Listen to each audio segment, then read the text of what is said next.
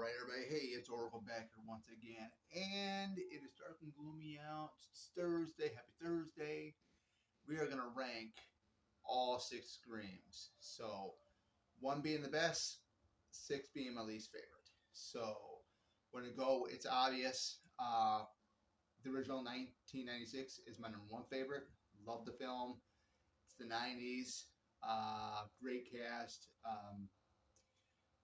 Love Randy. Randy is one of my favorites in there. I didn't really, like what they did with him in part two when they killed him off. But other than that, Nev Campbell, awesome as well. Gail Weathers looks, awesome as well in there. Great. I love the whole, first meeting with her and Dewey. I mean, that is epic. Love at first sight. Skeet Ulrich, Matthew Lillard, epic performances. Just love their dialogue in the third act of the film, which was epic for its time. I mean, it was all made up. They all came up with that. It wasn't in the script. Most of it, majority of it. Uh, but yeah, number Scream '96 is my number one favorite. Coming at number two, Scream 2. Got to represent Illinois. Laurie Metcalf, originally from Carbondale, Illinois. One of the Ghostface. Love that. I just love that. I mean, she is definitely believable in the role. Um, so is Timothy Oliphant, Nev Campbell again, Courtney Cox, definitely greatest ever as well too. I just love Courtney in this one as well, just as much as I loved her in the first film. David Arquette, another one, great. Great performances. I love the third act where it takes place, in the auditorium, the theater setting. I thought that was really awesome. My number three is, of course, Scream 3. It's got a lot of comedy in there. Love it for its, over the top silliness. Parker Posey brings a lot to her character. She's like supposed to be a carbon copy of Gail Weathers. Just the whole thing where it ties in with Maureen Prescott. I thought that was really awesome, knowing that she lived a double life because we never knew anything about that in the very first film. So that was a really cool tie-in. This was originally supposed to be the last of the Scream films, but eventually it wasn't. 11 years later, we get Scream 4. But at four, my number four favorite Scream film is the newest one that's out in theaters right now, Scream 6. Love it. It's set in New York. They didn't film it in New York. It was in Canada, but it kind of felt like New York. The whole style of it. I mean, it is Ghostface is very brutal in this one. I think everybody did a great performance. I know people had problem with Melissa Barrera's performance in the fifth one. I loved her performance in the fifth one. Her performance in this one was just amazing. I am loving her more and more and more. Seeing her in different stuff. I mean, I did see her in Bed Rest after Scream 5 and before Scream 6 came out. Her acting is great. I have no idea why some people just couldn't get behind her. I love her. I mean, just as much as I love Jenna Ortega. Jenna Ortega is great in this film as well. Of course, we get Kirby Reed back. Definitely, this is my favorite stand-up character to me was Kirby Reed. Besides like Sam or Samantha, I call her. Miss Barrera's character, but Hidden Panther definitely a welcome in return for that. And some people didn't like how they put in Curry, but I enjoyed it. Gail was good. She didn't have much screen time, but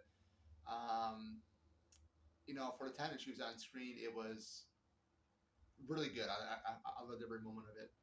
Even the whole thing with her and the showdown with Ghostface into her apartment that she was in.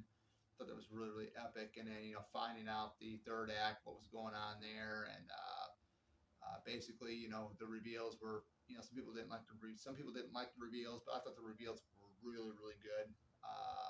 Won't say who that is. So I don't want to spoil it for anybody, but definitely some good stuff there. Coming in at number 5 is, of course, Scream 5. This is the one that was in honor of Wes Craven, the first radio silence Scream.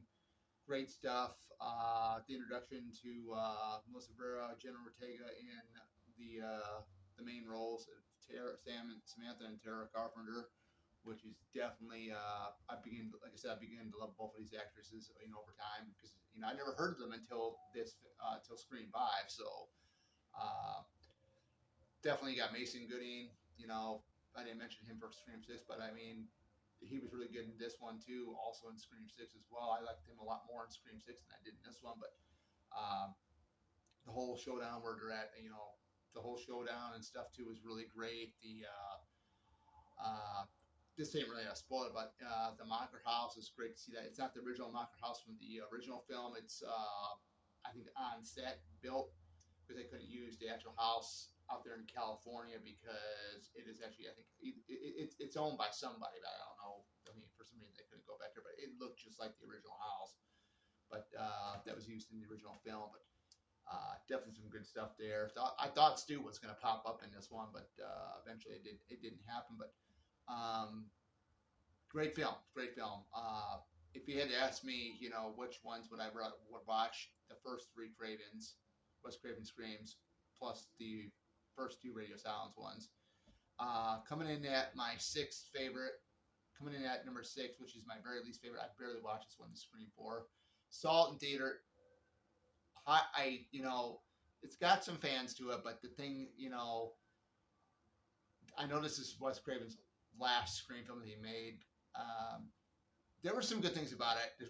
My favorite thing about the whole entire film was Kirby, and it was also the last time that Neve Campbell had basically the starring role.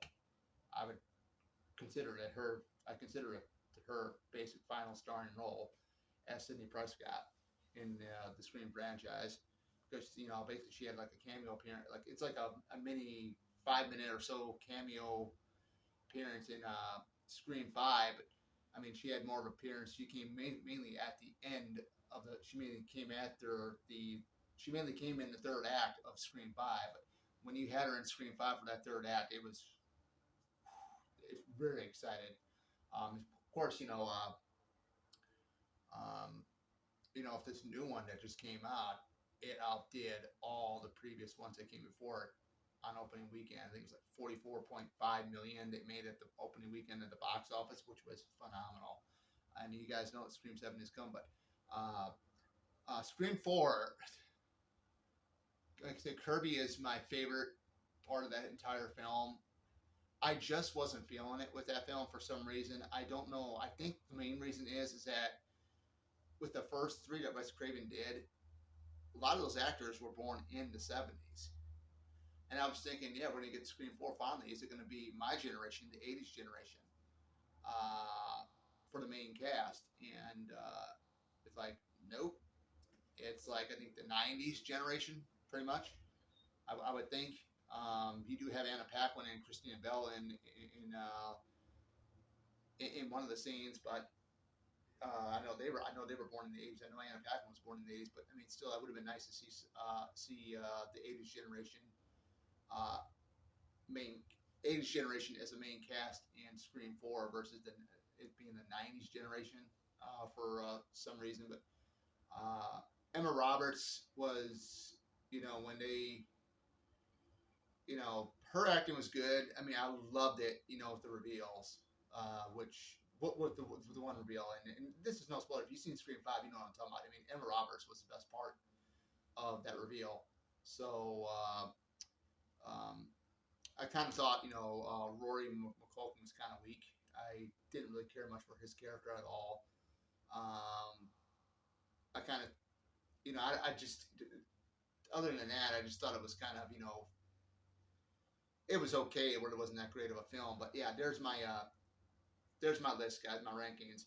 Scream 1, Scream 96 at number 1, Scream 2 from 97 at number 2, Scream 3 at number 3, Scream 6 at number 4, Scream 5 at number 5, and Scream 4 at number 6. So there we go. That is my ranking, and I hope you guys enjoyed the video.